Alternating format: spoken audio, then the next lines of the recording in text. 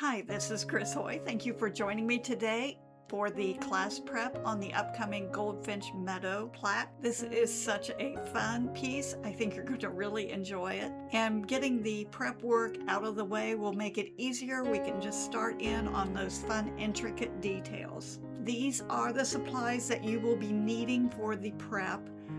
The surface is the Cambridge plaque, 6.5 inches by 13 3/8. If you are using a different surface, just remember to adjust the pattern accordingly. Decor Americana paint. The original design used antique green, which has since been discontinued. However, lush green is very, very close, so it can easily be substituted. Light buttermilk, Mississippi mud, plantation pine, and soft black. And these are for the prep today only. There will be other colors used for the rest of the design, so please reference the supply list to make sure that you have all the paints that you will be needing for the class. The brushes and tools that we're using today, the Oval Wash, 3/4 inch. I love this brush. It has super soft bristles. It applies the base coat very smoothly with very few bristle marks. Short wash, 1.5 inches, similar bristles, and again, it just covers the surface a little bit more quickly and smoothly. Distress sprayer. This is a misting sprayer. It puts out a finer mist than the typical spray bottles. You do get a lighter coverage with that than a typical spray bottle. The sea wool sponge, and the sea wool works a little bit better. It has more open texture than a traditional sponge. It creates a different look than using a regular sponge. And also a splatter brush. Because the surface I'm using is MDF, I'm going to seal it with multi-purpose sealer. Treat it the same way as you would any wood product. I'm loading my 1.5 inch short wash, and it's just slightly dampened. That just will help the medium slide on just a little more smoothly. But you can see how quickly that 1.5 inch brush will cover the surface, and very few bristle marks. I do start in the middle and work toward the edges. Just helps eliminate any of the medium from dripping down the side edges, keeps it a little bit clean. Make sure to smooth it out, nice even strokes. Give it a quick dry, make sure it is nice and dry, and then lightly sand. Using light buttermilk to apply the first base coat, and anytime you use a light colored paint over a darker surface, it's going to take a couple coats. I'm just using that same 1.5 inch short wash to apply the first layer, and not so much worried about perfect coverage as I am about getting a nice smooth even coat. And you can see I go across it with horizontal strokes, just allows it to be a little bit of a better, smoother first coverage. Once I get that first base coat applied, I will give it another quick dry. And now I'm switching over to the 3/4 inch oval wash, which will provide, I think it provides a little bit of a heavier, smoother coverage. It's a little bit more controlled. Again, I'm using a damp brush, working from the center out toward the edges, smoothing it out, keeping those horizontal strokes, just making sure I get a nice coverage. The reason we're using light buttermilk, the background we're creating today is going to be a faux verdigris background. And if I put it on this darker surface, it's just going to be really dull. Having this brighter background will really help that verdigris texture glow, and it just provides those colors will really resonate nice and bright. And we're using a lot of earthy colors, so we need a background that's going to be going to coordinate with the color palette we're using, but also it has to contrast enough that everything's going to pop out. If you do feel like you need to add a third coat, go ahead. However, this is just background for the verdigris colors. As long as the strokes are nice and smooth, And once it's dry, I'm going to grab my Distress Sprayer and Mississippi Mud. Using my sea wool sponge, I do dip it in the water basin and get it damp, but then I smush it between paper towels just to make sure that excess moisture is out of it. I'm going to lightly mist the surface with the Distress Sprayer and tap that damp sea sponge into Mississippi Mud. Tap it out on your palette so that you don't have any heavy areas of paint. I have a very light touch. The reason for misting it before the sponging is applied, it softly diffuses that texture, makes it look more like marbling than sponging. And with a light texture or a light touch or a light pounce, it very softly blends it out so that it's not a harsh, strong uh, bit of texture. And if it becomes a little bit too strong, mist it again. And you can even tap over it with a clean part of the sponge to mute that down a little bit more. And you notice I'm twisting and turning my hand in the air, and that will eliminate that repeat pattern and give more of a random smoothness. Going to let that dry really well. This background is created with layers of color, and it creates that really nice depth. This is such a great background to use for a multitude of projects, and it just really ramps it up and gives it a rich, deep, impressive look.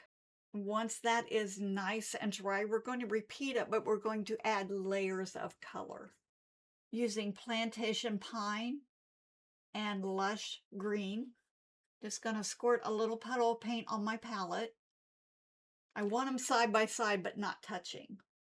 I've cleaned my sponge out, washed all the Mississippi mud out, squished it again between some paper towels to just eliminate that excess moisture. Again, I'm going to mist the surface of the plaque with my Distress Mister. Get a nice coverage so that it will diffuse that paint. So we're not getting those real strong sponge effect. And you can see how shiny it is. Just put the sponge into both of them at the same time. And then tapping it again on my palette to make sure I don't have any heavy areas of paint. And it's just almost magical. Once you start tapping that on, make sure to pounce lightly and then lift and twist up in the air so that you don't have the same sponging pattern being applied. And you can see how softly that adds color to it. It's not mixing with the Mississippi mud since it's dry. It's just adding another layer. Be patient when you apply this because it's not meant to go quickly. And just pay attention to how it's being applied so that it's more even. It works better to work in a bigger area, kind of fill it in as you go along, as opposed to starting on the left and just working toward the right. It allows that sponging to blend a little bit better. Make sure to keep that surface damp. If it starts to dry out, just grab that mister and add a little more moisture to it. You can definitely tell when the texture is super strong. Either you have too much paint on your sponge. If that's the case, go to the clean side and dampen it out and tap over it to lift some of that off. You don't have to go in and wipe it off. You can, as long as the paint has not dried, you can manipulate it to soften it or to lift some of it out. And just continue adding that until you're happy with the overall effect. And you want it to be pretty much even. It's almost like marbling. It can shift from a little bit darker to lighter. And I think that just gives it a little more interest. You can fuss around with it until it starts to tack up. Again, that mister will eliminate a lot of problems. You can just keep misting it, keep that paint moist, movable, and workable. If you're not sure, let it dry, and then you can go back and add some more, or if it starts to tack up before you are ready for it, just let it dry, and then you can go back and add another layer if you need to. I think every application of color when using this technique really is beautiful. Make sure that you dry it really well because we're not finished yet. And you can see this is not difficult, but it would take a significant portion of our class time out, mostly for the dry time. So this will get us in a good place where we can start the class and just jump right in. Once it is completely dry, and make sure it is completely dry, loading my oval wash with very thin Mississippi mud. And this is almost just a hint of color. Work very quickly. I'm using a slip slap motion on the side of the brush, not the chisel edge. Slip slap it all around the outer edge very quickly. If you need more open time, you can mist it a little bit and then blend it toward the center. This will mute that bright green and add more of an earthy tone. It allows it, by starting around the outer edge, it allows the outer edges to be a little bit deeper and darker. And I do have the bottom area a little stronger than the top area. To me, that just makes sense. That's where all the foliage is. And I'm slip slapping it and blending it. It's a hint of color, and it should not be spotty, and it should shift lightly over that beautiful sponge background. Just gives that beautiful richness to it. And you can work with it until it starts to tack up and then just let it go. Make sure that this is nice and dry before we move on to the next step. I told you we were going to be putting lots of layers on, and to me, I think this is what builds up that beautiful background illusion that there's a lot going on. Not difficult to do, but the results are so powerful. I'm going to repeat that same slip slap with plantation pine, super thin. And this, I'm not worried about it being darker around the outer edges. This is simply a top glaze. And by using the slip slap, it's much easier to apply it, and you don't have to worry about it being perfectly smooth. You're going to shift from light to dark, which only enhances that background effect. Side bristles of my brush, not the chisel edge. I have my brush leaning over at a really nice angle so that I can comfortably slip slap and just blend those strokes together. This is just going to bring back a little bit of that green earth effect, which is probably more of a true verdigris. Once that is completely dry, we're going to add yet another layer. This is soft black. All these layers are just building this beautiful effect. And you can use any color combination, which makes this so incredibly versatile. I'm using the splatter brush. I absolutely love this splatter brush because I never get my fingers messy and it's so easy to control. I'm just going to lightly splatter over the background. I do have the paint thinned down quite a bit. The thinner the paint, the bigger the splatters. So if you're not seeing much going on, just thin your paint down just a little bit more. Once I have splattered it, I'm going to mist it again with the spray bottle. And what that will do, it will cause all of those splatters to softly diffuse out. They just become design. It pulls everything together. If the splatters are too intense or too strong, mist it again and take a paper towel and just lightly touch down. It's going to lift up the excess and just leave a softer splatter. I wanted the top area to be a little bit lighter than the bottom area, so I'm kind of lifting some of those splatters more so on the top area than the bottom. Now that we have this beautiful background exactly the way we want it, I always like to lock it in place And that will just be like a safety net in case we have anything that we need to adjust or remove as we lay on the top coat. I'm using Ultra Matte Varnish. I love this product because when it dries, it has the same sheen, same finish as the paint. So you can dry brush on it.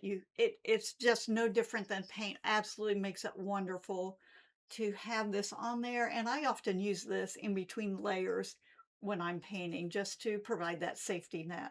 Put it on the same way we do the base coat in the middle, work it toward the edges, and then smooth it out with long vertical strokes, horizontal strokes. Give it a good dry. Going to position the line drawing, and because the actual line drawing is larger than the surface, there's nowhere to tape it, but I need it to be secure so it doesn't shift around. Just going to take a small portion of the line drawing, fold it at that place, take a little piece of tape and anchor it down, and then I'm going to open it back up and it will keep it from shifting around. I'm using white tracing paper. It's no different than the graphite paper. There's different types of paper that are a little bit stronger white, and this is a dark background. So the line drawing needs to really show up well. I have another white transfer paper that did not show up at all. This one has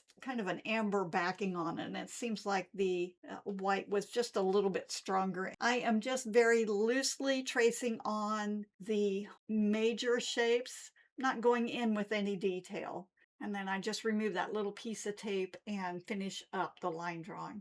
Wanted to make sure I have everything, so there are 3 of those back fern branches, the dark ones, and then there's 3 of the flowers and the bird, and then I just did a line for the tree branch that the bird is sitting on. And that's all we need for this tracing.